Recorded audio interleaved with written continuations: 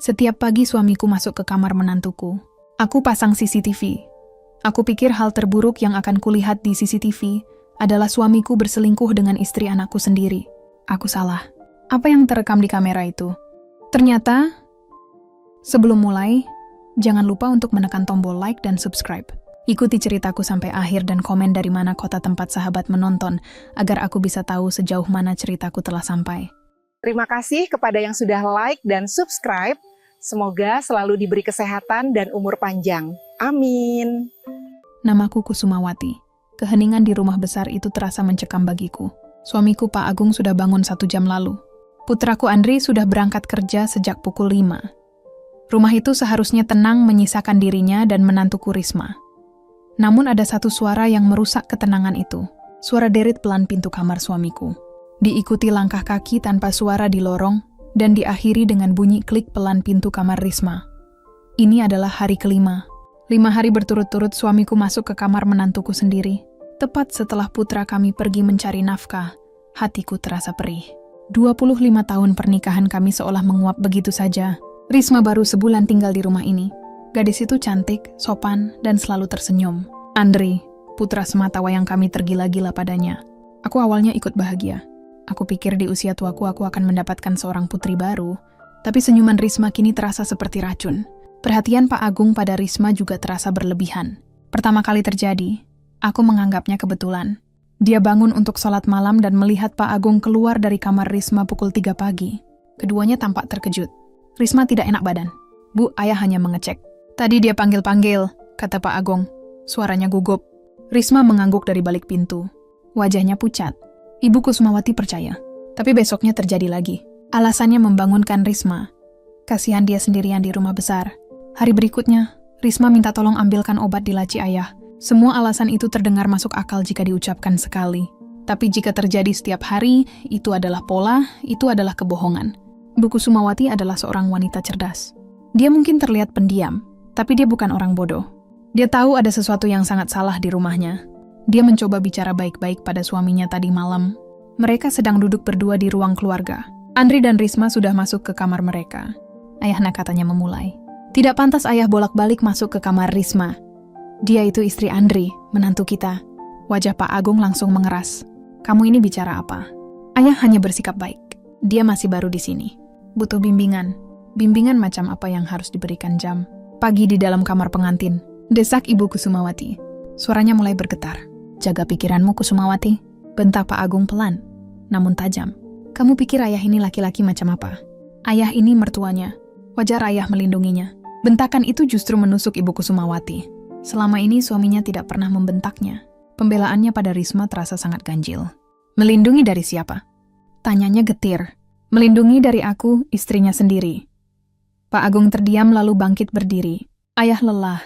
Jangan mulai pertengkaran konyol karena pikiran kotormu. Dia lalu pergi tidur, meninggalkan Ibu Kusumawati sendirian dengan ribuan kecurigaan. Malam itu dia tidak bisa tidur. Dia memikirkan Andri. Anak itu bekerja keras di luar kota, pulang seminggu sekali. Tapi sejak menikah, Andri minta dipindahkan ke kantor cabang Jakarta agar bisa pulang setiap hari. Meski itu berarti dia harus berangkat sebelum matahari terbit dan pulang setelah matahari terbenam. Andri melakukan itu semua untuk Risma. Betapa hancur hati putranya jika tahu ayahnya sendiri bermain api dengan istrinya. Ibu Kusumawati menangis dalam diam. Dia merasa dikhianati oleh 2 orang yang seharusnya dia percaya. Dia tidak bisa membiarkan ini, tapi dia juga tidak bisa bertindak gegabah.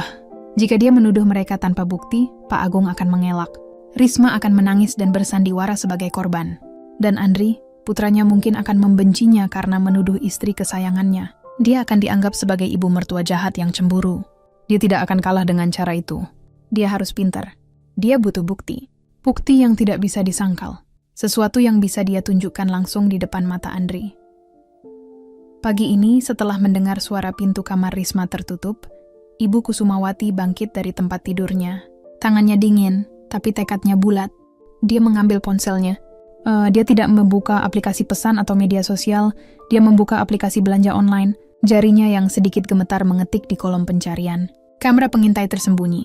Ratusan pilihan muncul. Kamera berbentuk pulpen, kancing baju, gantungan kunci. Matanya tertuju pada 2 benda. Satu kamera yang tersembunyi di dalam pot bunga palsu kecil. Satu lagi, kamera yang berbentuk jam digital meja sempurna. Dia akan meletakkan pot bunga itu di meja konsol lorong, tepat menghadap pintu kamar Risma. Dan jam digital itu dia akan menaruhnya di dalam kamar Risma. Dia tahu Risma memiliki jam digital persis seperti itu di meja nakasnya. Dia akan menukarnya. Ibu Kusumawati menekan tombol beli sekarang. Dia memilih pengiriman instan di hari yang sama. Dia membayarnya dengan uang pribadinya, bukan rekening bersama. Ini adalah perang diam-diam. Perang untuk menyelamatkan putranya. Perang untuk mengungkap kebusukan di dalam rumah tangganya sendiri. Dia akan menjadi mata-mata di rumahnya sendiri. Dia tidak peduli lagi. Rasa sakit hati telah berubah menjadi amarah yang dingin. Dia akan mendapatkan kebenaran. Tidak peduli betapa menyakitkannya kebenaran itu. Siang itu, bel rumah berbunyi. Jantung Ibu Kusumawati serasa melompat ke tenggorokan. Risma sedang memasak di dapur menyenandungkan lagu pelan. "Biar Risma yang buka ya, Bu," kata Risma riang. "Tidak usah." Serga Ibu Kusumawati cepat. Suaranya lebih keras dari yang dia duga. "Kamu lanjut masak saja, itu pasti paket Ibu." Risma sedikit terkejut tapi kemudian tersenyum lagi. "Baik Bu," Ibu Kusumawati bergegas ke pintu depan. Benar saja, seorang kurir menyerahkan sebuah kotak coklat kecil tanpa tanda yang jelas. Dia menandatanganinya dengan cepat dan segera membawa kotak itu ke kamarnya. Tangannya gemetar saat membuka segelnya. 2 kotak kecil ada di dalamnya, pot bunga palsu dan jam digital. Dia segera menyembunyikan kotak itu di bawah tumpukan pakaian di lemari paling dalam. Langkah pertama selesai. Sekarang dia harus menunggu kesempatan. Kesempatan itu datang lebih cepat dari yang dia duga. Sore harinya Risma mendatanginya. "Ibu, bahan-bahan untuk sup besok habis. Risma izin ke supermarket sebentar ya." Ibu Kusumawati harus menahan senyum kemenangannya. Dia mengangguk pelan. "Ya, hati-hati di jalan. Bawa mobil Andri saja." "Tidak usah, Bu, dekat kok." "Risma jalan kaki saja biar sehat," katanya sambil tertawa kecil. "Baiklah, hati-hati."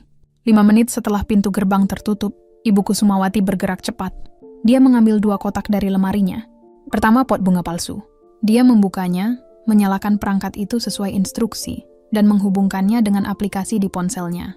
Gambar lorong rumahnya langsung muncul di layar. Jelas sekali. Dia meletakkan pot itu di atas meja konsol kayu di lorong. Terlihat wajar seperti hiasan biasa. Tidak ada yang akan curiga. Sekarang bagian yang sulit. Kamar Risma. Dia membuka pintu kamar pengantin itu pelan-pelan. Aroma parfum Risma wangi melati yang manis menyengat hidungnya. Dulu dia menyukai wangi itu. Sekarang membuatnya mual. Kamar itu rapi, terlalu rapi. Di atas meja nakas di samping tempat tidur, berdirilah jam digital yang dia ingat. Targetnya dengan tangan bergetar. Dia mencabut jam digital lama. Dia keluarkan jam digital baru dari kotak. Jam yang berisi kamera. Bentuk dan ukurannya identik. Dia mencolokkannya ke stop kontak. Angka digital merah menyala terang. Dia memeriksa ponselnya. Sinyal kamera kedua terhubung. Dia bisa melihat seluruh kamar tidur itu dengan jelas dari layar ponselnya. Tempat tidur besar itu, meja rias, dan pintu kamar mandi. Dia cepat-cepat keluar menutup pintu kamar Risma tanpa suara. Dia kembali ke kamarnya sendiri tepat saat dia mendengar suara pintu gerbang terbuka. Risma sudah pulang. Dia berhasil. Malam itu makan malam terasa seperti adegan sandiwara. Andri pulang kerja terlihat lelah tapi bahagia melihat istrinya. "Masakan kamu hari ini enak sekali, sayang," puji Andri. "Ah Mas, bisa saja.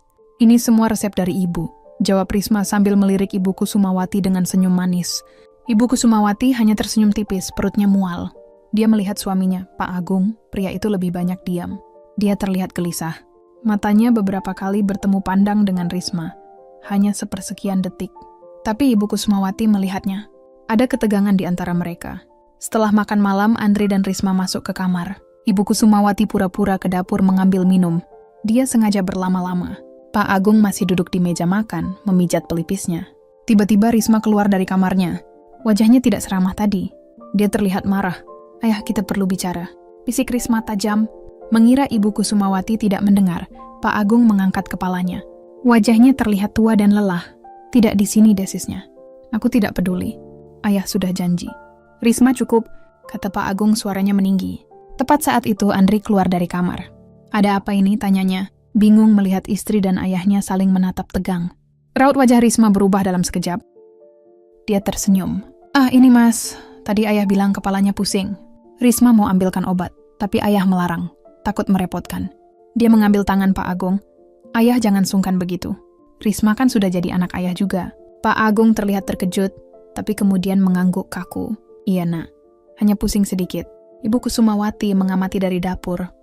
Merasa dingin di sekujur tubuhnya. Sandiwara ini, kepalsuan ini, dia lebih yakin dari sebelumnya.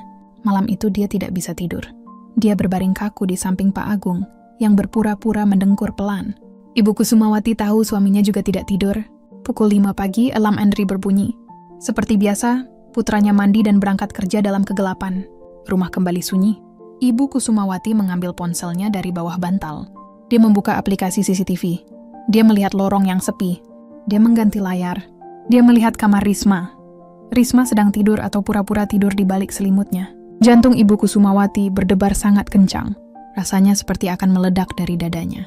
Pukul 6 pagi, tepat seperti jam, dia mendengar suara pintu kamarnya terbuka.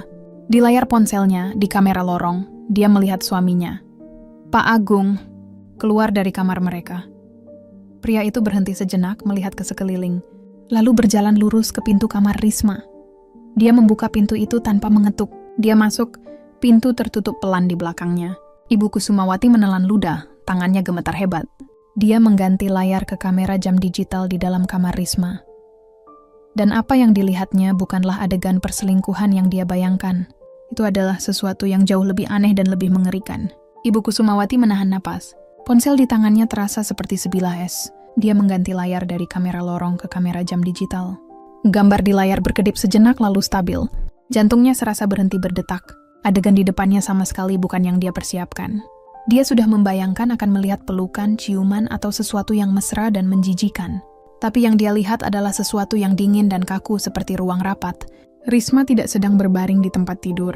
Dia sudah bangun, mengenakan setelan pisatin yang mahal dan duduk tegak di kursi meja riasnya. Wajahnya yang biasa tersenyum manis, kini terlihat keras dan penuh perhitungan. Dia membelakangi kamera jam digital, tapi Ibu Kusumawati bisa melihat ekspresinya dari pantulan cermin rias. Pak Agung masuk ke kamar. Dia tidak berjalan ke arah tempat tidur. Dia bahkan tidak melihat ke arah Risma. Bahunya merosot, wajahnya kuyu, dan dia berjalan seperti orang yang akan dieksekusi. Dia berjalan lurus melewati Risma menuju lukisan pemandangan sawah besar yang tergantung di dinding. Lukisan yang Ibu Kusumawati beli 2 tahun lalu. Kemudian sesuatu yang mustahil terjadi. Pak Agung menggeser lukisan itu. Di baliknya tertanam di dinding sebuah brankas baja kecil. Ibu Kusumawati tersentak. Brankas di kamar putranya. Sejak kapan benda itu ada di sana? Andri dan Risma baru menempati kamar itu sebulan. Pasti dipasang diam-diam saat renovasi kamar pengantin. Dia tidak tahu apa-apa soal ini. Pak Agung memutar kombinasi angka dengan tangan gemetar. Terdengar bunyi klik pelan. Dia membuka pintu brankas. Ibu Kusumawati mencondongkan tubuhnya ke layar ponsel. Matanya perih karena terlalu fokus. Pak Agung merogoh ke dalam dan mengeluarkan sesuatu. Bukan perhiasan, bukan dokumen. Benda itu adalah setumpuk uang. Uang tunai yang diikat karet sangat banyak. Pak Agung berbalik dan melemparkan tumpukan uang itu ke atas tempat tidur. Dia masih tidak menatap Risma. Ini desisnya. Suaranya serak. Risma berbalik dari meja rias. Dia tidak tersenyum. Dia berjalan ke tempat tidur mengambil tumpukan uang itu. Dan di depan Pak Agung, dia mulai menghitungnya. Satu persatu, lembar demi lembar. Pemandangan itu begitu transaksional, begitu dingin. Ibu Kusumawati merasa mual. Ini bukan perselingkuhan, ini sesuatu yang lain. Setelah selesai menghitung, Risma mendecakkan lidahnya. Dia menatap Agung dengan pandangan menghina. Ini tidak cukup, kata Risma. Suaranya yang biasanya lembut dan merdu di depan Andri kini tajam dan menusuk. Ibu Kusumawati harus menaikkan volume di ponselnya untuk mendengar dengan jelas. Apa maksudmu? Tanya Pak Agung. Suaranya putus asa, ayah tahu itu kata itu. Kata yang membuat darah Ibu Kusumawati seakan membeku di pembuluh darahnya. Ayah. Risma memanggil suaminya. Ayah. Bukan Pak, bukan Om, tapi ayah. Sama seperti Andri memanggilnya. Tapi nada ini bukan nada seorang menantu yang berbakti. Ini nada seorang penagih hutang. Risma, ayah sudah tidak punya uang tunai lagi. Pak Agung memohon. Uang perusahaan sedang macet. Andri mulai banyak tanya kenapa ayah menarik uang sebanyak ini dari rekening pribadi. Risma tertawa, tawa yang kering dan tanpa humor. Aku tidak peduli dengan Andri. Dia itu bodoh, katanya kasar. Aku peduli dengan dia. Ayah tahu apa yang akan terjadi jika dia tidak mendapat bayarannya tepat waktu. Dia akan bicara. Dan jika dia bicara, Risma berjalan mendekati Pak Agung. Untuk pertama kalinya, Pak Agung terlihat sangat takut pada menantunya sendiri. Rahasia ayah, bisik Risma, semua akan aman bersamaku. Pernikahan konyol ini akan terus berjalan. Aku akan tetap jadi menantu manis, tapi uangnya harus lancar. Cari sisanya sebelum akhir minggu. Pak Agung menunduk. Pria yang selama ini dihormati Ibu Kusumawati. Pria yang menjadi kepala keluarga kini terlihat seperti pria kalah. Dia mengangguk pelan. Baik, lirihnya, sekarang keluar. Aku muak melihat wajah ayah Pak Agung. Suaminya berbalik dan berjalan keluar dari kamar itu tanpa perlawanan. Pintu tertutup. Risma sendirian di kamar kembali menatap tumpukan uang di tangannya. Senyum sinis tersungging di bibirnya. Ibu Kusumawati menjatuhkan ponselnya ke pangkuan. Tangannya gemetar hebat, kepalanya pusing. Bukan perselingkuhan. Seharusnya dia merasa lega. Tapi yang dia rasakan adalah teror yang jauh lebih pekat. Pemerasan. Menantunya sendiri sedang memeras suaminya. Tapi kenapa? Kenapa Risma memanggilnya ayah? Kenapa suaminya begitu patuh? Rahasia apa? Rahasia apa yang begitu gelap sampai Pak Agung rela menguras rekeningnya? Rela dibentak oleh menantunya sendiri di dalam rumahnya. Dan siapa dia?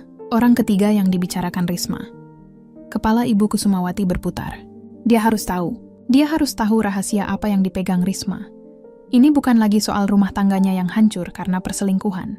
Ini soal kejahatan, ini soal bahaya. Andri, putranya, sedang tidur seranjang dengan wanita pemeras. Anaknya dalam bahaya besar. Dia menyimpan rekaman itu, menguncinya dengan kata sandi. Pikirannya bekerja cepat. Dia harus menemukan rahasia itu. Dan dia tahu harus mulai dari mana. Dia tidak akan bertanya pada suaminya karena suaminya pembohong. Dia tidak akan bertanya pada Risma karena Risma adalah penjahatnya. Dia harus mencari sendiri. Ibu Kusumawati menunggu. Dia menunggu Pak Agung yang terlihat pucat di meja makan dan hanya minum air putih untuk pergi. Ayah mau jalan pagi dulu cari udara segar, katanya menghindari tatapan Ibu Kusumawati. Iya ayah, hati-hati, jawab Ibu Kusumawati. Suaranya datar. Kemudian dia menunggu Risma. Tak lama dia mendengar suara air dari kamar mandi menantunya. Risma sedang mandi. Ini adalah kesempatannya. Dia tidak pergi ke kamar Risma. Dia tahu di sana tidak ada jawaban. Jawabannya ada pada suaminya. Dia bergegas ke satu ruangan yang selalu dikunci Pak Agung. Ruang kerja pribadinya. Ibu Kusumawati punya kunci duplikatnya tersembunyi di kotak perhiasannya untuk keadaan darurat. Dia tidak pernah menggunakannya. Sampai hari ini jantungnya berdebar saat memasukkan kunci. Pintu terbuka. Ruangan itu berbau tembakau dan kertas tua. Rapi. Dia tidak punya banyak waktu. Dia tidak tahu apa yang dia cari. Dia hanya mengandalkan insting. Dia membuka laci meja kerja Pak Agung satu persatu. Isinya hanya berkas kantor, tagihan, buku cek. Tidak ada yang mencurigakan. Dia beralih ke lemari arsip terkunci. Dia tidak punya kuncinya. Dia panik. Lalu matanya melihat ke bawah meja. Di sudut yang gelap, ada laci tersembunyi yang jarang digunakan. Dia menariknya. Laci itu berat. Isinya tumpukan album foto lama. Dia menarik satu album. Album pernikahannya dengan Pak Agung. Dia melewatinya. Album foto Andri saat masih bayi. Dia melewatinya. Lalu di dasar laci ada sebuah kotak besi datar. Kotak biskuit lama yang sudah berkarat. Kotak itu tidak terkunci. Tangannya gemetar saat membukanya. Isinya bukan uang. Isinya adalah setumpuk surat dan beberapa foto yang sudah menguning. Dia mengambil foto paling atas dan dunianya seakan runtuh untuk kedua kalinya hari itu. Foto itu sudah kusam. Warnanya pudar menjadi coklat dan kuning. Tapi gambarnya masih jelas. Seorang pria muda jauh lebih kurus dengan rambut gondrong dan senyum lebar berdiri di depan sebuah rumah kayu yang sangat sederhana. Pria itu adalah Pak Agung. Ibu Kusumawati bisa mengenalinya dari matanya. Tapi Pak Agung tidak sendirian. Tangannya merangkul pinggang seorang wanita. Wanita yang tidak pernah Ibu Kusumawati lihat seumur hidupnya. Wanita itu berwajah sendu, kurus tapi cantik. Dia tidak tersenyum ke kamera. Dia menatap lurus, seolah menembus lensa. Dan di depan mereka memegang tangan wanita itu berdiri seorang anak perempuan kecil, usianya mungkin sekitar 5 atau 6 tahun. Dia mengenakan gaun yang sedikit kebesaran. Rambutnya dikuncir 2. Wajah anak itu cemberut, menatap kamera dengan pandangan menantang. Ibu Kusumawati terduduk di lantai ruang kerja. Siapa mereka? Suaminya selalu berkata bahwa dia sebatang kara, yatim piatu yang merantau ke Jakarta, dan membangun hidupnya dari nol. Itu adalah cerita yang selalu Pak Agung ceritakan pada Andri. Cerita yang membuat Andri sangat mengagumi ayahnya. Semua itu bohong. Ibu Kusumawati menatap foto itu lagi. Dia merasa pusing. Suaminya punya keluarga lain. Keluarga yang dia sembunyikan. Dia mengambil surat-surat di bawah foto. Itu adalah surat-surat lama. Dia membuka satu tulisan tangan wanita. Mas Agung, kapan pulang? Risma demam tinggi. Uang belanja sudah habis. Tolong kirim uang, Mas. Kami tidak makan. Surat lain, Mas. Aku dengar Mas sudah sukses di Jakarta. Selamat. Aku tidak minta banyak. Hanya tolong akui anakmu. Dia selalu bertanya di mana bapaknya. Surat terakhir Agung. Kamu jahat, kamu membuang kami. Semoga kamu hidup bahagia di atas penderitaan kami. Tapi ingat, anakmu tidak akan lupa. Ibu Kusumawati gemetar. Nama anak itu Risma? Tidak mungkin. Itu hanya kebetulan. Nama Risma banyak. Dia kembali menatap foto anak perempuan kecil itu. Wajah cemberutnya, mata yang menantang, rahang yang kokoh. Ada sesuatu yang sangat dia kenali. Dengan tangan gentar, Ibu Kusumawati mengambil ponselnya. Dia membuka galeri. Dia tidak membuka rekaman CCTV tadi. Dia membuka album foto pernikahan Andri. Foto di mana Risma tersenyum bahagia dirangkul oleh Andri. Lalu dia kembali ke aplikasi CCTV ke rekaman tadi pagi. Dia menghentikan gambar tepat di saat Risma menghitung uang. Wajahnya dingin dan penuh perhitungan. Dia memperbesar wajah Risma. Dia meletakkan ponsel itu di lantai. Di sebelahnya dia letakkan foto lama yang menguning. Foto menantu dan foto si anak kecil. Mata itu, rahang itu, bentuk hidung itu semuanya sama. Risma menantunya adalah anak perempuan kecil di foto itu. Risma adalah anak kandung Pak Agung. Napas Ibu Kusumawati tercekat. Kepalanya berdenging hebat. Ayah, panggilan. Ayah yang dia dengar tadi bukanlah panggilan hormat. Itu adalah panggilan harfiah. Pikiran Ibu Kusumawati berpacu seperti kuda liar, menyusun kepingan teka-teki yang mengerikan. Pak Agung memiliki anak dari wanita lain di masa lalunya. Dia menelantarkan mereka. Dia datang ke Jakarta, bertemu Ibu Kusumawati, menikah, dan membangun hidup baru yang sukses. Sementara anak dan istri pertamanya hidup menderita. Lalu Risma, anak yang terbuang itu kini sudah dewasa. Dia kembali. Dia tidak datang untuk meminta maaf. Dia datang untuk balas dendam. Dia tidak hanya datang untuk memeras ayahnya. Dia melakukan sesuatu yang jauh lebih kejam.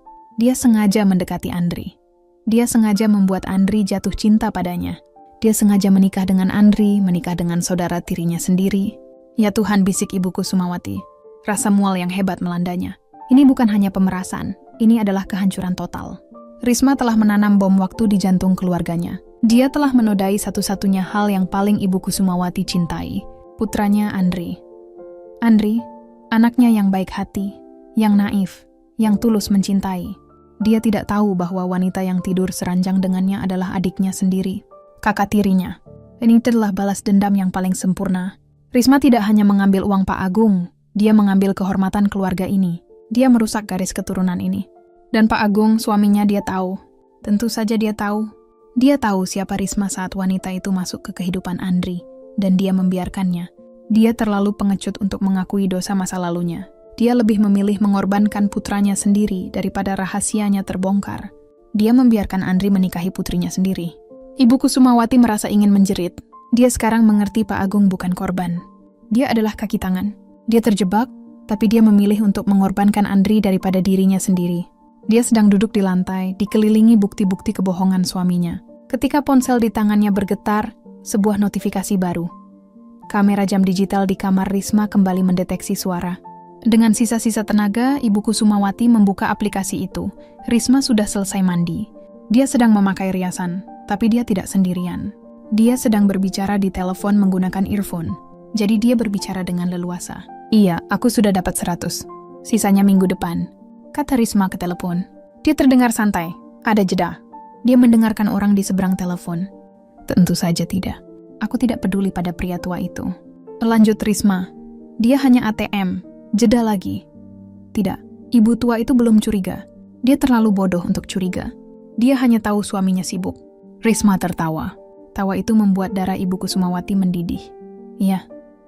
Rencana kita selanjutnya berjalan mulus, kata Risma. Dia mengambil lipstik. Kita harus cepat habisi Ibu Kusumawati. Setelah dia tiada, semua warisan jatuh ke Andri. Dan Andri, dia akan jadi boneka kita. Dia akan tanda tangani surat kuasa pengalihan aset perusahaan itu. Setelah itu kita kuasai semuanya. Jantung Ibu Kusumawati serasa diremas.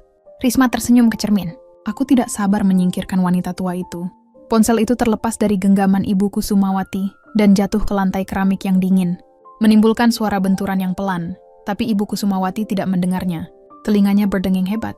Begitu hebat hingga dia tidak bisa mendengar apa-apa lagi selain kata-kata terakhir Risma di dalam kepalanya. Kita harus cepat habisi Ibu Kusumawati. Aku tidak sabar menyingkirkan wanita tua itu.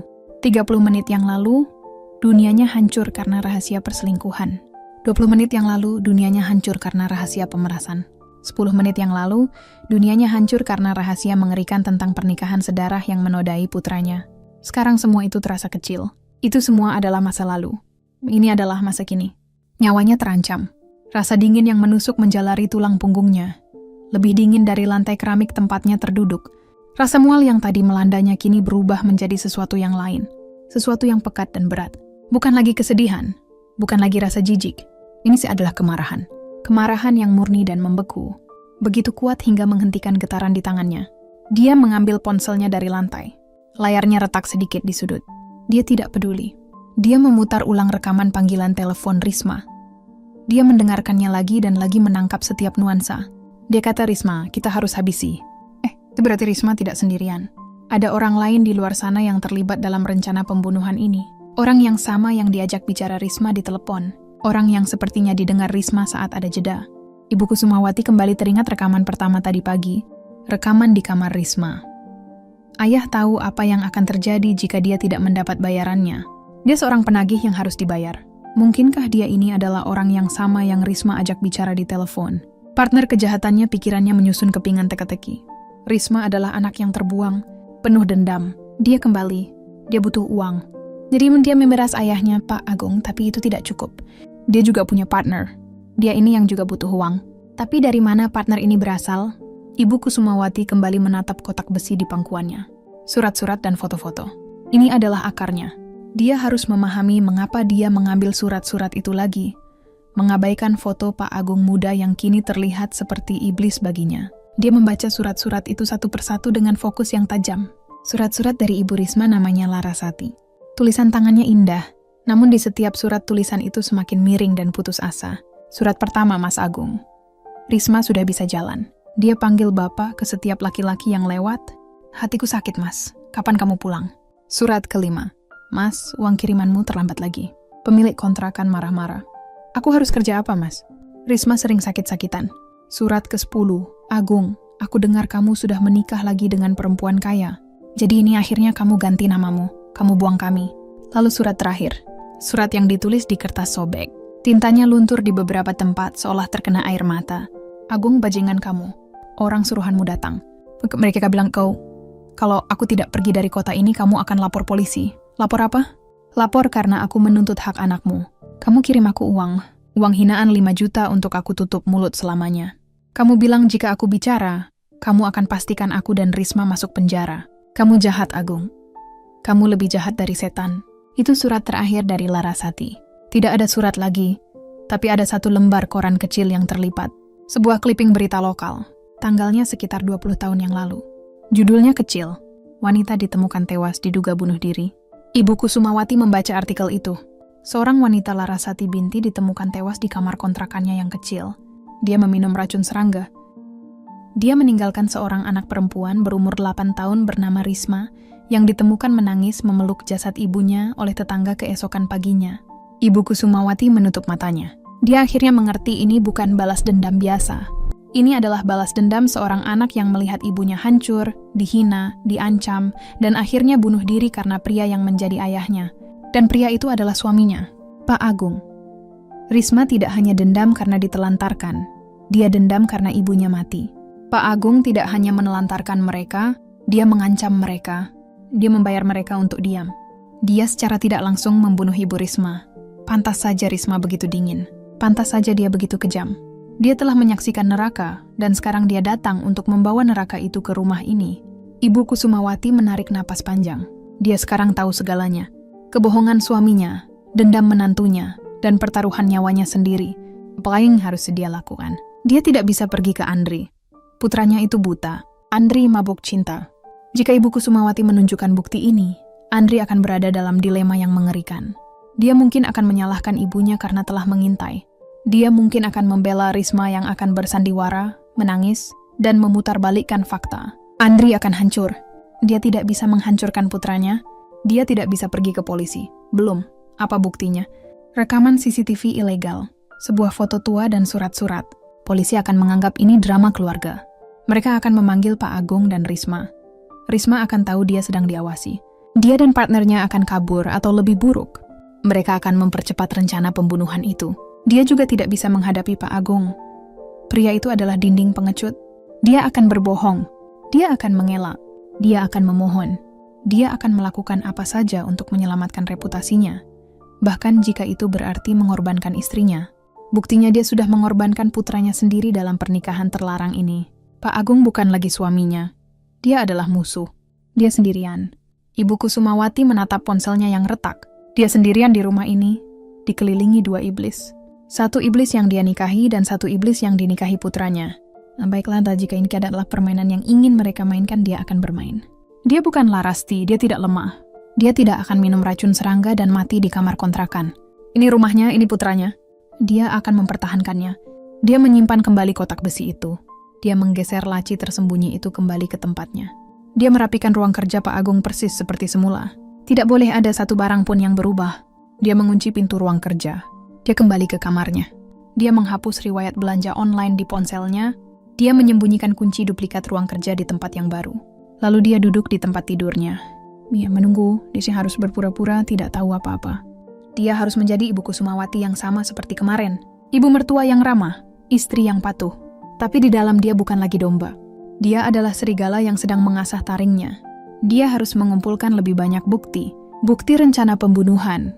Bukti yang bisa menjebloskan Risma dan partnernya ke penjara untuk waktu yang sangat lama. Dia harus tahu bagaimana Risma berencana menghabisinya. Selama 2 hari berikutnya, Ibu Kusumawati hidup dalam 2 dunia. Di luar dia adalah Ibu Kusumawati yang biasa. Dia memasak sarapan, dia menanam bunga, dia tersenyum pada Risma, dan dia melayani Pak Agung. Meskipun setiap sentuhan di piring suaminya terasa menjijikan, tapi di dalam dia adalah seorang detektif. Setiap indranya bekerja di batas maksimal. Dia mengamati, dia mendengarkan, dia menganalisis setiap gerakan.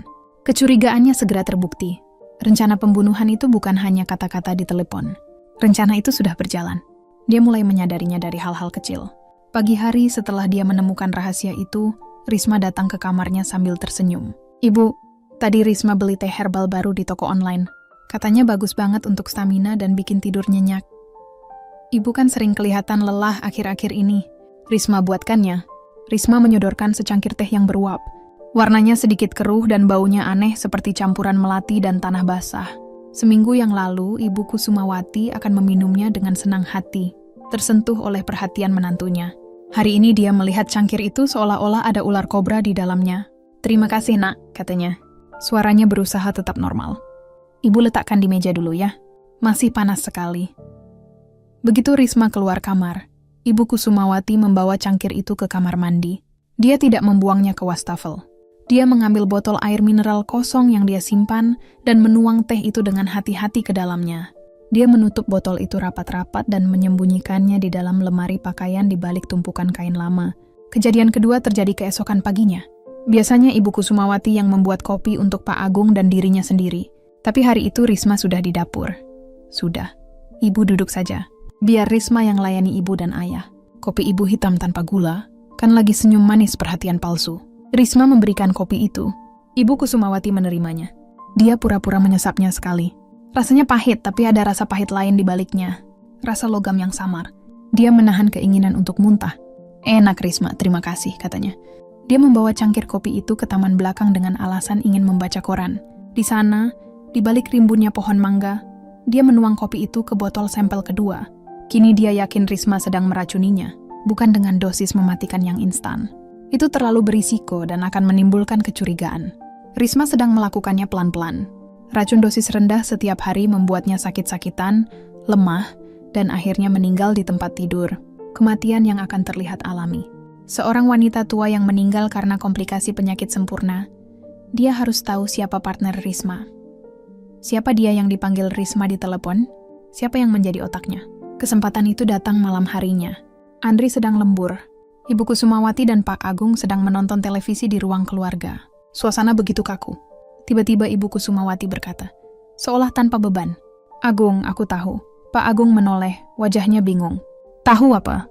Aku tahu kamu memberi Risma uang, kata Ibu Kusumawati pelan. Matanya tetap menatap layar televisi. Remote di tangan Pak Agung jatuh ke lantai. Wajahnya langsung pucat pasi. Dia tergagap. Maksud kamu apa, Kusumawati?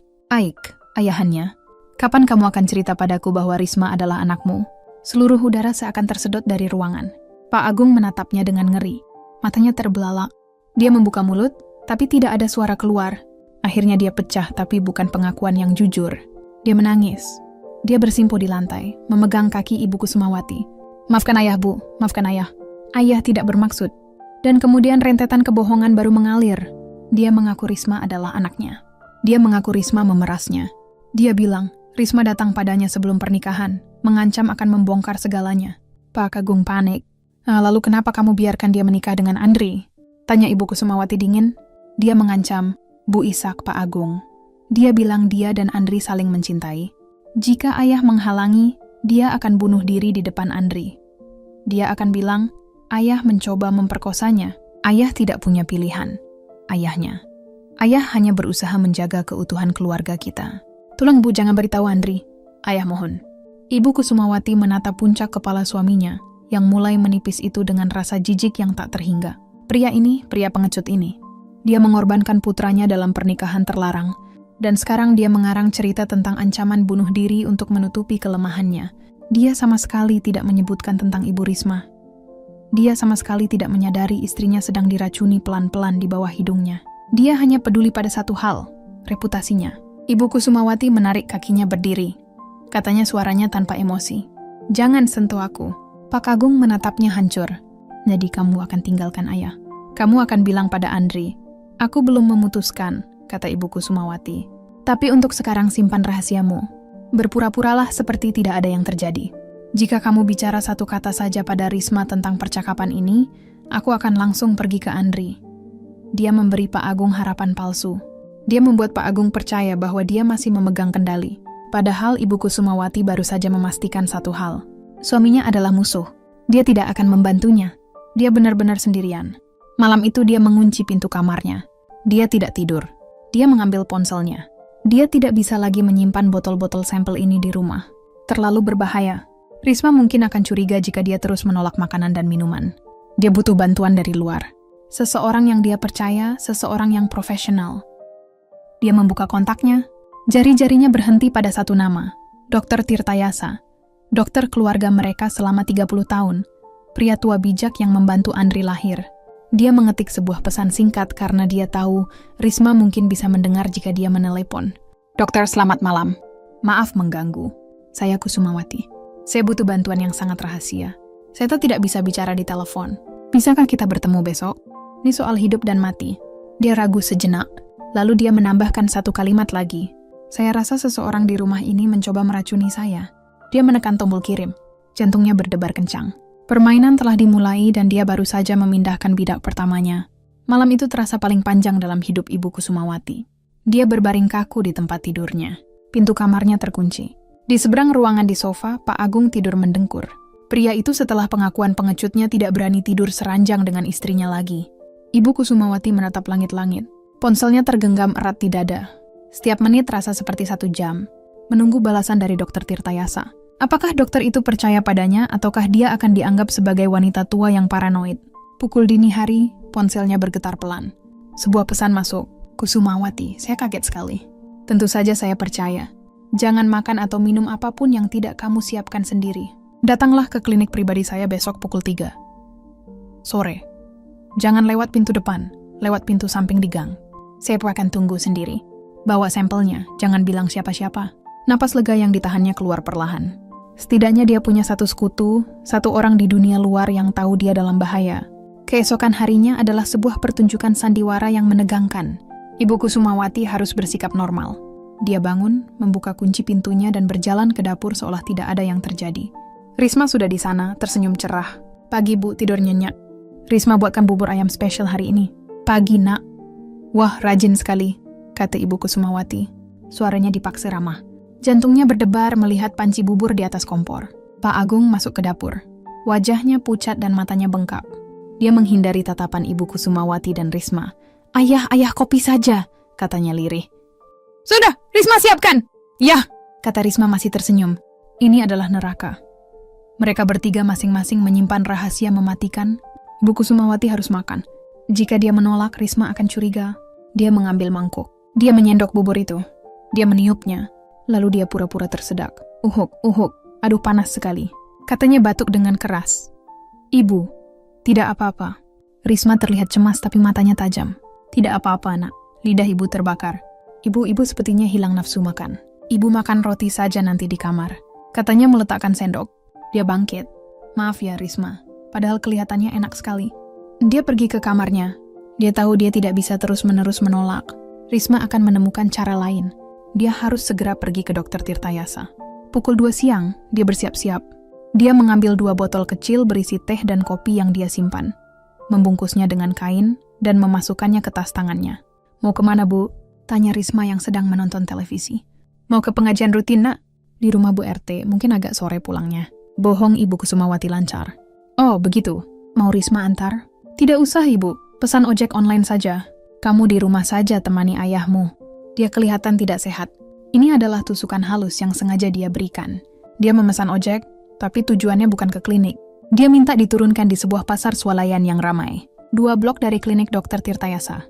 Dia masuk ke pasar, membeli beberapa sayuran untuk menutupi jejaknya, lalu keluar lewat pintu belakang. Dia berjalan cepat menyusuri ganggang kecil.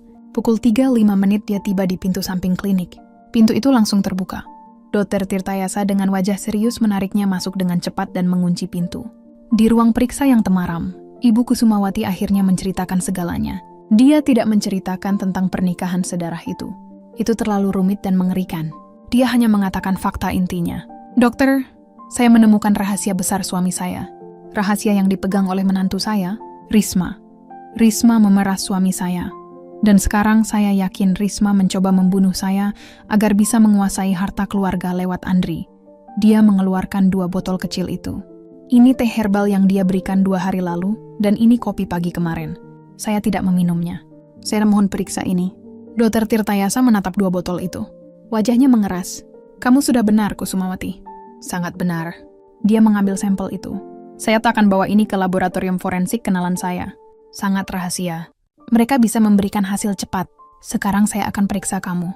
Dr. Tirtayasa mengambil sampel darahnya, memeriksa tekanan darah, dan detak jantungnya. Jantungmu sedikit berdebar, tapi itu wajar karena stres. Sejauh ini kamu terlihat sehat, tapi kita tidak tahu apa yang sudah masuk ke tubuhmu. Ibu Kusumawati menatap dokter tua itu. Apa yang harus saya lakukan sekarang, Dok? Pulang, bersikaplah senormal mungkin. Jangan curiga. Tapi saya larang keras kamu makan atau minum apapun dari Risma. Siapkan makananmu sendiri di kamar. Bilang saja kamu sedang diet khusus dari saya. Saya akan buatkan surat pengantar dietnya kalau perlu, pura-pura sakit ma atau apapun. Dan jangan sentuh suamimu. Dia tidak bisa melindungimu. Kamu harus lindungi dirimu sendiri. Ibu Kusumawati mengangguk. Dia merasa sedikit lebih kuat. Dia tidak sendirian lagi. Dia pulang ke rumah menjelang maghrib, menenteng tas belanjaan berisi sayuran. Risma dan Pak Agung sedang makan malam. Lama sekali pengajiannya, Bu? Tanya Risma. Iya, ada ceramah tambahan. Ibu makan di kamar saja ya. Tadi di jalan mampir beli sate, tiba-tiba ibu ingin makan sate. Katanya lagi-lagi kebohongan. Dia sudah menyiapkan mie instan cup di kamarnya yang akan dia seduh dengan air dari dispenser kamarnya sendiri. Malam itu saat dia sedang menyeduh mie, ponselnya bergetar. Telepon dari Dr. Tirtayasa. Dia mengunci pintu kamarnya dan mengangkatnya. Kusumawati! Suara dokter di seberang terdengar mendesak dan serius. Saya baru dapat hasil awal dari lab. Ini bukan racun tikus atau arsenik biasa. Lalu apa, Dok? Tanya Ibu Kusumawati. Hatinya mencelos.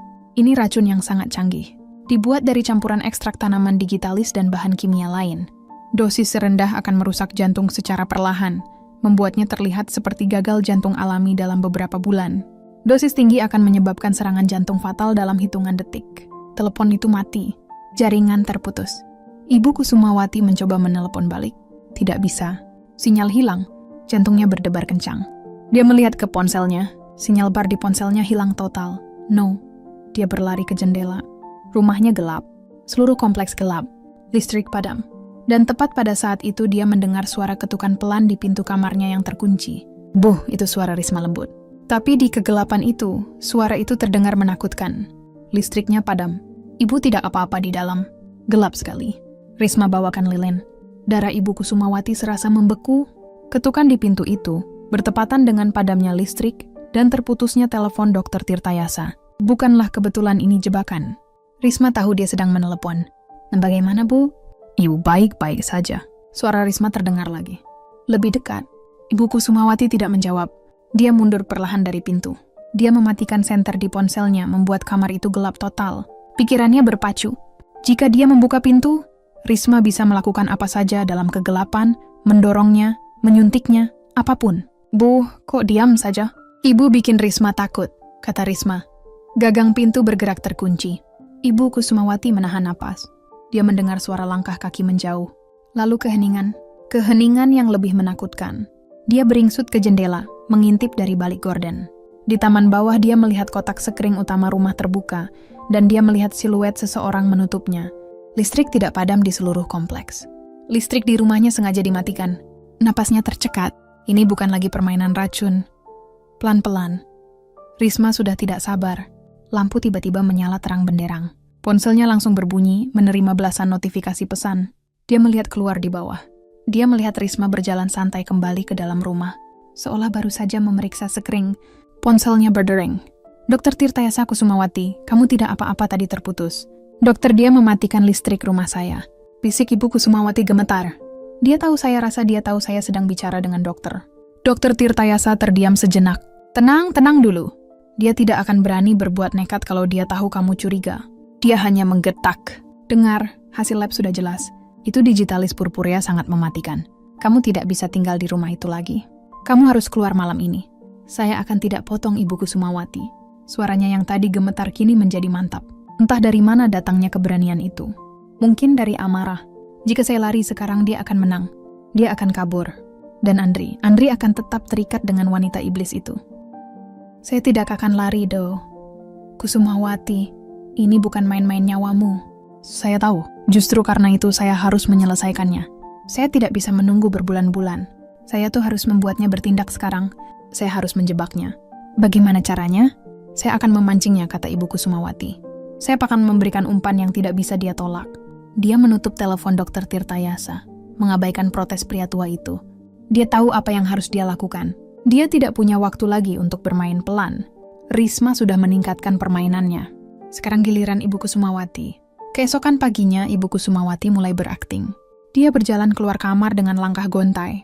Dia sengaja tidak memakai riasan, membiarkan lingkaran hitam di bawah matanya terlihat jelas. Dia memegangi dadanya. Bu, Ibu kenapa? Tanya Risma, pura-pura cemas. Tidak tahu, Nak. Semalaman dada Ibu sesak sekali. Rasanya berat, keluh Ibu Kusumawati. Suaranya lemah. Pak Agung yang duduk di meja makan menatapnya dengan ngeri. Dia tahu istrinya tidak sedang berbohong tentang rasa sakit. Risma di sisi lain menyembunyikan senyum tipisnya. Itu pasti karena listrik padam semalam. Bu, Ibu jadi kaget dan tegang. Sini Risma buatkan teh herbal yang kemarin. Biar rileks. Iya, Nak. Terima kasih, kata Ibu Kusumawati lemah. Dia membiarkan Risma membuatkan teh. Dia membawanya ke meja. Dia menatap cangkir itu. Pak Agung menatapnya seolah ingin berteriak. Jangan diminum. Tapi terlalu takut pada Risma. Di depan mereka berdua, Ibu Kusumawati mengangkat cangkir itu. Dia menyesapnya sedikit. Pahit logam itu langsung terasa. Dia menelannya. Pak Agung memejamkan mata. Risma tersenyum puas. Bagaimana, Bu? Enak, Nak. Tentu saja Ibu Kusumawati tidak menelannya. Dia hanya mengulumnya sedikit di mulut, lalu berpura-pura batuk dan mengambil tisu untuk membuangnya. Tapi Risma tidak melihat itu. Yang Risma lihat adalah mangsanya sudah mulai memakan umpan. Sepanjang hari, Ibu Kusumawati berpura-pura sakit. Dia tinggal di kamar. Dia mengeluh pusing. Dia memanggil Pak Agung. Agung, katanya saat suaminya masuk ke kamar. Dia sengaja membiarkan pintu sedikit terbuka. Tahu bahwa Risma pasti sedang menguping di luar. Ada apa, Bu? Tanya Pak Agung cemas. Aku rasa umur Ibu tidak lama lagi. Katanya, suaranya dibuat parau. Ibu jangan bicara begitu. Aku serius, Agung. Jantungku sakit sekali. Aku takut aku tidak akan bangun besok pagi. Dia terbatuk pelan. Aku mau kamu panggil pengacara besok. Wajah Pak Agung memucat. Pengacara untuk apa? Aku mau ubah surat wasiat. Kata Ibu Kusumawati. Aku tidak mau Andri menderita kalau aku tidak ada harta atas namaku. Aku mau berikan semuanya untuk amal untuk panti asuhan biar jadi berkah. Aku tidak mau uang itu jadi rebutan. Di luar kamar, Ibu Kusumawati mendengar suara gelas pecah. Pak Agung terlonjak. Risma. Dia berlari keluar. Risma berdiri di lorong. Pecahan gelas ada di kakinya. Wajahnya pucat pasi. Tapi bukan karena takut. Wajahnya pucat karena marah. Maaf ya, Risma tidak sengaja. Katanya suaranya bergetar. Tidak apa-apa. Biar ayah bersihkan. Ibu Kusumawati tersenyum tipis dari tempat tidurnya.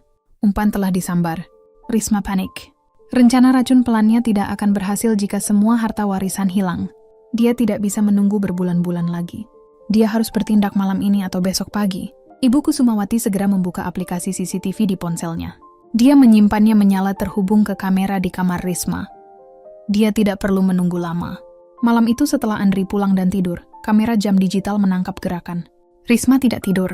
Dia berjalan mondar-mandir di kamarnya seperti harimau dalam kandang. Dia menelepon seseorang. Rencana kita gagal. Wanita tua itu mau memberikan semua hartanya ke Yayasan Amal. Desis Risma ke telepon. Dia mau panggil pengacara besok. Kita tidak punya waktu. Ada jeda tidak? Racunnya terlalu lambat. Kita harus habisi dia malam ini. Lalu Ibu Kusumawati melihat sesuatu yang lebih mengerikan. Risma tidak sedang menelepon. Dia sedang bicara dengan Pak Agung. Suaminya itu berdiri di dalam kamar Risma. Wajahnya penuh keringat dingin. Aku tidak mau, Risma. Ini pembunuhan. Bisik Pak Agung. Diam. Bentak Risma. Tidak lagi berpura-pura. Ini semua salah ayah. Kalau saja ayah tidak pengecut, ibuku tidak akan mati. Kalau saja ayah memberiku semua yang aku minta, aku tidak perlu melakukan ini. Tapi, Andri, persetan dengan Andri, dia sama bodohnya dengan ibunya. Risma membuka laci khasnya. Dia mengeluarkan sebuah bungkusan kecil berisi bubuk putih. Bungkusan yang jauh lebih besar dari yang biasa dia gunakan. Besok, kata Risma, suaranya dingin dan mematikan. Dia menyodorkan bungkusan itu ke tangan Pak Agung. Ayah yang akan berikan ini di kopi paginya. Dosis penuh ini akan terlihat seperti serangan jantung mendadak. Tidak ada yang akan curiga. Pak Agung gemetar hebat. Dia menggeleng. Tidak, aku tidak bisa. Mata Risma menyipit. Oh, ayah tidak bisa. Baik. Dia mengeluarkan ponselnya. Bagaimana kalau aku kirimkan ini ke Andri sekarang? Rekaman suaraku dengan dia membahas semua rencana kita. Termasuk siapa dia sebenarnya. Atau bagaimana kalau aku bilang pada Andri bahwa wanita yang dia tiduri setiap malam ini adalah kakak tirinya sendiri. Pak Agung membeku. Ancaman itu ancaman pamungkas. Ayah akan kehilangan Andri selamanya. Desis Risma, dia akan membenci ayah. Kehilangan reputasimu atau kehilangan istrimu. Cepat. Tangan Pak Agung yang gemetar perlahan terulur. Dia menatap bungkusan putih itu seolah itu adalah ular. Tapi dia mengambilnya. Dia menggenggamnya erat. Dia kalah. Risma tersenyum. Senyum kemenangan iblis. Di kamarnya, Ibu Kusumawati menyaksikan suaminya menerima vonis matinya. Dia mematikan layar ponsel. Dia sudah mendapatkan apa yang dia butuhkan. Dia tahu apa yang akan terjadi besok pagi dan dia akan siap. Perangkapnya sudah terpasang. Pagi itu, udara di ruang makan terasa berat dan pengap. Seolah tidak ada oksigen yang tersisa. Sinar matahari yang biasanya hangat menembus jendela dengan cara yang terasa dingin dan menuduh. Andri, satu-satunya orang yang tidak tahu apa-apa, duduk di meja makan, berusaha terlihat ceria menutupi kelelahannya. Di seberangnya, 3 orang memainkan babak terakhir dari sandiwara yang mematikan. Ibu Kusumawati duduk dengan punggung bersandar lemah di kursi. Wajahnya pucat. Sesekali dia terbatuk pelan dan memegangi dadanya. Setiap gerakannya dipenuhi kelemahan yang disengaja. Pak Agung duduk di ujung meja, kaku seperti mayat. Wajahnya kelabu dan tangannya di bawah meja terkepal begitu erat, hingga buku-buku jarinya memutih. Dia tidak berani menatap siapapun. Risma, sebaliknya tampak sibuk mondar-mandir. Dia tersenyum, tapi senyumnya kaku dan matanya bergerak liar, mengawasi setiap orang. Dia adalah ular yang siap mematuk. Ibu pucat sekali pagi ini, kata Risma. Suaranya dibuat semanis mungkin. Tunggu ya, Bu. Biar Risma buatkan kopi spesial. Tidak usah, Nak. Ibu minum air putih saja. Bisik Ibu Kusumawati. Tidak boleh begitu. Paksa Risma. Ibu harus minum yang hangat biar segar. Dia menoleh ke suaminya yang membatu. Ayah, katanya. Suaranya terdengar seperti perintah yang dibalut beludru. Tolong buatkan kopi untuk ibu ya. Tangan Risma lagi kotor habis pegang cucian. Kasihan ibu kelihatan pucat sekali. Itu dia eksekusinya. Risma tidak mau tangannya kotor. Dia menyuruh sang gojo. Pak Agung tersentak kaget. Matanya terbelalak ngeri menatap Risma. Risma membalas tatapannya dengan pandangan tajam yang menjanjikan kehancuran jika dia menolak. Ayah. Andri menoleh. Merasa aneh. Ayah tidak apa-apa. Iya, Nak. Tentu. Pak Agung bangkit berdiri. Langkahnya berat menuju dapur. Ibu Kusumawati mengawasinya. Andri juga mengawasinya. Pak Agung mengambil cangkir dengan tangan yang bergetar hebat. Dia membuka lemari, mengambil setoples kopi. Gerakannya patah-patah. Ayah, kenapa sih kok gemetaran begitu? Ayah sakit? Tanya Andri lagi. Mulai benar-benar khawatir. Tidak apa-apa, Nak. Suara Pak Agung serak. Ayah hanya kurang tidur. Khawatir melihat ibumu. Risma mengawasi dari ambang pintu dapur. Gulanya seperti biasa kan ya? Tanyanya. Mengingatkan Pak Agung akan tugasnya. Pak Agung merogoh sakunya. Dia mengeluarkan bungkusan kertas kecil yang sudah lecek, bungkusan putih dari tadi malam dengan punggung menghadap Andri, tapi terlihat jelas oleh Risma. Dia menuangkan bubuk putih itu ke dalam cangkir. Bubuk itu larut seketika bercampur dengan kopi hitam. Dia menuangkan air panas. Aroma kopi yang tajam bercampur dengan sesuatu yang samar. Bau yang tidak bisa dijelaskan. Dia membawa cangkir itu kembali ke meja makan. Tangannya gemetar begitu hebat hingga kopi di cangkir itu hampir tumpah. Dia meletakkan cangkir itu di depan Ibu Kusumawati. "Silakan Bu, lirihnya." Tidak berani menatap mata istrinya. Mata Ibu Kusumawati bertemu dengan mata Pak Agung. Di sana dia tidak melihat kebencian. Dia hanya melihat pria yang hancur, penuh rasa bersalah, ketakutan, dan permohonan maaf yang bisu. Risma tersenyum puas. Dia duduk di samping Andri. "Diminum, Bu, selagi hangat, pasti langsung enakan badannya," kata Risma. Suaranya penuh kemenangan yang ditahan. Seluruh ruangan hening. Ini adalah momennya. Andri menatap ibunya, menunggunya minum. Pak Agung menatap lantai. Risma menatap cangkir. Ibu Kusumawati menatap cangkir hitam di depannya. Lalu dia perlahan mengangkat kepalanya. Dia menatap Pak Agung, dia menatap Risma. Dan terakhir dia menatap putranya. Andri, nak," kata Ibu Kusumawati. Suaranya lemah tapi sangat jelas. "Iya Bu," Andri menoleh. Wajahnya penuh kecemasan melihat kondisi ibunya. "Menurutmu apa yang ada di dalam kopi ini?" Pertanyaan itu begitu ganjil. Andri mengerutkan kening. "Maksud ibu itu kan kopi buatan ayah. Kopi biasa bukan, Nak? Ini bukan kopi biasa." Suasana langsung berubah. Risma jadi tegang. "Ibu bicara apa sih? Ibu jangan ngelantur begitu." "Mungkin ibu kecapekan." "Aku tidak ngelantur, Risma," kata Ibu Kusumawati. Suaranya sedikit lebih kuat. "Aku tahu persis apa yang baru saja kamu dan ayahmu taruh di dalamnya." Keheningan yang pecah. Pak Agung terisak pelan dan ambruk di kursinya. Wajahnya ditutup kedua telapak tangannya. Dia gemetar hebat. "Kusumawati, maafkan aku." Andri melompat berdiri. Wajahnya bingung dan panik. "Ada apa ini, Ayah? Kenapa Ayah minta maaf?" "Risma, Ibu bicara apa?" "Ibumu sedang sakit, Mas. Pikirannya kacau." Sergap Risma cepat, suaranya meninggi. Dia mencoba meraih tangan Andri. "Pikiranku tidak pernah sejernih ini," kata Ibu Kusumawati. Menepis tangan Risma dari Andri, dia mengambil ponselnya dari saku duster. Jernih sekali. Sejernih rekaman CCTV tadi malam, dia menekan tombol putar. Ruang makan itu seketika dipenuhi suara. Suara Risma dan Pak Agung dari kamar Risma tadi malam. "Ini semua salah Ayah. Kalau saja Ayah tidak pengecut, ibuku tidak akan mati. Besok Ayah yang akan berikan ini. Di kopi paginya. Dosis penuh. Bagaimana kalau aku bilang pada Andri bahwa wanita yang dia tiduri setiap malam ini adalah kakak tirinya sendiri? Pilih kehilangan reputasimu atau kehilangan istrimu." Wajah Andri berubah dari bingung menjadi tidak percaya, menjadi pucat pasi, lalu menjadi horor murni. Dia menatap ayahnya yang menangis, lalu menatap istrinya yang wajahnya kini memutih seperti kapur. "Kakak tiri," bisiknya kata itu terasa asing di lidahnya. Risma panik. Sudah terlambat untuk bersandiwara. Itu tidak benar. Itu rekayasa. "Ibumu menjebakku. Dia memfitnahku," teriaknya histeris. "Rekayasa?" tanya Ibu Kusumawati tenang. "Lalu bagaimana dengan ini?" Dia memutar rekaman panggilan telepon Risma 2 hari lalu. "Kita harus cepat habisi Ibu Kusumawati. Setelah dia tiada, semua warisan jatuh ke Andri. Dan bagaimana dengan ini?" Ibu Kusumawati membanting sebuah foto tua yang sudah menguning ke atas meja makan tepat di depan Andri. Foto Pak Agung muda, seorang wanita asing yang sendu, dan seorang anak perempuan kecil yang cemberut. "Tanyakan pada ayahmu, Andri. Tanyakan dia siapa wanita di foto ini. Tanyakan siapa ibu dari anak kecil ini." Andri menatap foto itu. Tangannya gemetar saat mengambilnya. Dia menatap wajah anak kecil itu. Lalu dia mengangkat kepalanya, menatap wajah istrinya, Risma. Dan dia melihatnya mata yang sama. Rahang yang sama.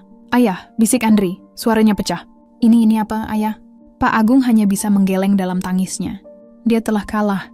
Risma melihat semuanya terbongkar, tidak lagi punya pilihan. Balas dendamnya yang sempurna telah hancur. Kebencian murni mengambil alih dirinya. Matanya menyala merah. Dengan jeritan yang tidak manusiawi, dia menerjang ke arah Ibu Kusumawati.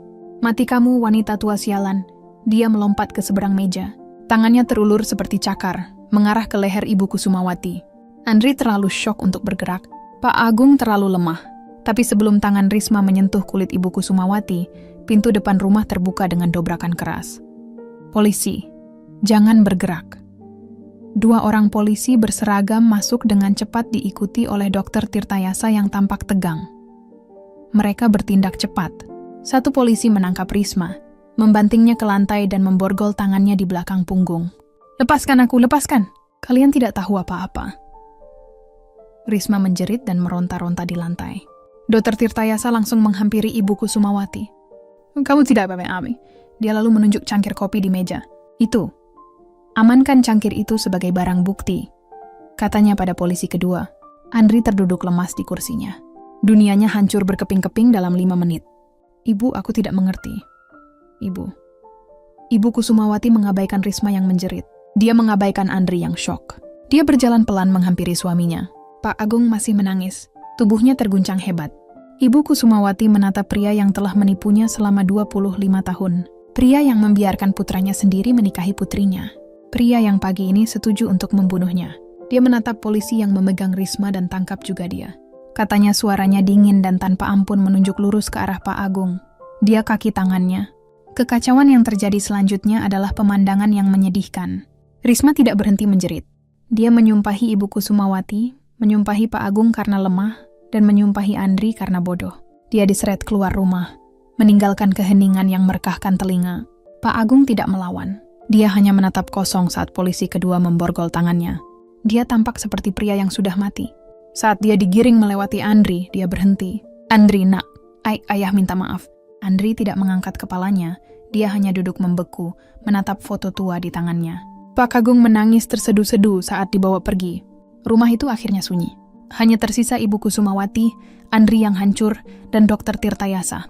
Dokter itu menepuk pundak Ibu Kusumawati. "Sudah berakhir, Kus, kamu aman sekarang." Ibu Kusumawati mengangguk, tapi matanya tertuju pada putranya. Ini adalah bagian yang belum berakhir. Bagian yang paling menyakitkan. Ibu Andri akhirnya bicara. Suaranya serak seperti kertas ampelas. Apa yang dia katakan?" "Kakak tiri. Ibu tolong bilang itu bohong." Ibu Kusumawati duduk di seberang putranya. Hatinya hancur melihatnya dengan suara pelan dan air mata yang akhirnya mengalir. Dia menceritakan segalanya. Dia mengeluarkan kotak besi dari ruang kerja ayahnya. Dia menunjukkan surat-surat dari Larasati. Dia menceritakan tentang Pak Agung yang menelantarkan mereka, mengancam mereka, dan menyebabkan Ibu Risma bunuh diri. Dia kembali untuk balas dendam. "Nak," kata Ibu Kusumawati, suaranya bergetar. "Dia ingin menghancurkan ayahmu. Dan cara terbaik untuk melakukannya adalah dengan menghancurkanmu." Andri mendengarkan semua itu dalam diam. Wajahnya tidak berekspresi. Dia membaca surat ibunya Risma. Dia membaca kliping koran tentang bunuh diri itu. Dia menatap foto itu lagi. Lalu dia berdiri. Dia berjalan tenang ke kamar mandi. Dan di sana Ibu Kusumawati mendengar suara putranya muntah hebat. Dia mendengar suara tangisan histeris. Tangisan seorang pria dewasa yang seluruh fondasi hidupnya baru saja dicabut paksa. Realitas itu terlalu mengerikan. Wanita yang dia cintai sepenuh hati, wanita yang tidur dengannya, wanita yang dia impikan untuk membangun keluarga adalah kakak tirinya, ayahnya, pahlawannya. Adalah seorang penipu dan pengecut yang membiarkan pernikahan terlarang itu terjadi. Dan ibunya, satu-satunya orang yang tulus, hampir mati karena itu semua. Butuh waktu sangat lama bagi mereka untuk pulih. Proses hukum berjalan cepat, buktinya tidak terbantahkan. Rekaman CCTV, kesaksian Dr. Tirtayasa, sampel racun digitalis dari laboratorium, dan kopi beracun di atas meja. Risma di persidangan tidak lagi bersandiwara. Dia mengakui semuanya dengan bangga. Dia menceritakan kisah ibunya. Dia bilang dia tidak menyesal. Dia hanya menyesal dia gagal. Karma datang dengan cepat dan setimpal. Risma dijatuhi hukuman penjara seumur hidup. Bukan hanya atas percobaan pembunuhan berencana, tapi juga atas pemerasan, penipuan pernikahan, dan pemalsuan identitas. Partnernya yang ternyata adalah paman Risma dari pihak ibunya. Orang yang menyimpan dendam yang sama dan memasuk racun itu juga tertangkap dan dijatuhi hukuman 20 tahun penjara. Pak Agung diadili secara terpisah. Dia mengakui segalanya. Dia menangis di depan hakim menceritakan penyesalan hidupnya. Dia divonis 12 tahun penjara sebagai kaki tangan percobaan pembunuhan. Dia kehilangan segalanya dalam sekejap. Perusahaannya, rumahnya, istrinya, dan yang paling utama putranya. Andri menolak menemuinya di penjara. Ibu Kusumawati dan Andri pindah dari rumah itu. Rumah itu dijual beserta semua kenangan mimpi buruk di dalamnya. Andri mengalami depresi berat selama berbulan-bulan. Dia mengurung diri. Dia harus menjalani terapi intensif untuk menerima kenyataan yang mengerikan. Ibu Kusumawati dengan sabar berada di sisinya, merawatnya, memasak untuknya, dan menemaninya dalam diam. Seperti dulu saat Andri masih kecil, dia tidak pernah menyalahkan Andri. Dia hanya mencintainya. Secara hukum, Andri membatalkan pernikahannya. Pernikahan itu dianggap tidak sah sejak awal. 1 tahun berlalu, kehidupan harus terus berjalan. Perlahan, Andri mulai bangkit. Dia mengambil alih sisa-sisa perusahaan ayahnya yang hampir bangkrut. Dengan bimbingan ibunya, dia membangunnya kembali dari nol dengan kejujuran. Mereka pindah ke rumah yang lebih kecil, lebih sederhana di pinggir kota, rumah dengan taman yang asri. Sore itu, Ibu Kusumawati dan Andri sedang duduk di teras belakang rumah baru mereka. Mereka minum teh lemon hangat, teh yang mereka buat bersama di dapur. Tidak ada lagi ketakutan akan racun, tidak ada lagi rahasia. Andri yang kini terlihat lebih dewasa dan lebih bijak menatap ibunya yang sedang menyiram tanaman. "Terima kasih, Bu," kata Andri. Tiba-tiba Ibu Kusumawati menoleh dan tersenyum. "Untuk apa?" "Karena sudah berjuang," kata Andri. "Karena tidak menyerah. Karena menyelamatkanku. Meskipun aku begitu bodoh." Bu Kusumawati meletakkan alat penyiramnya. Dia berjalan ke arah Andri dan menggenggam tangan putranya. "Kamu tidak bodoh, Nak. Kamu hanya tulus. Jangan pernah kehilangan ketulusan itu." Dia menatap mata putranya. "Dan ibu akan selalu berjuang untukmu. Selalu." Andri mengangguk. Matanya berkaca-kaca. Dia balas menggenggam tangan.